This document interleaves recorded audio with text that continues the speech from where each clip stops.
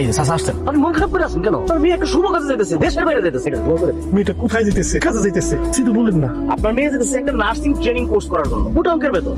নিজের যখনই আমার লাগে দোয়া করেন।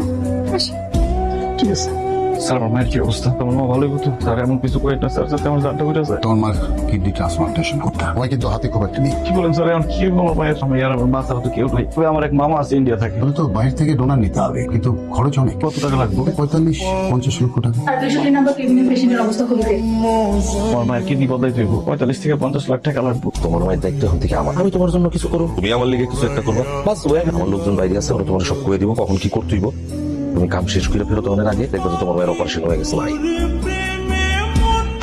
এমন লাগতেছে কেন? কি আর হইব মা? ঘুমায় না ঠিক মতো, সবসময় তো তোমার কোনো মাথা থেকে ঘুমাই।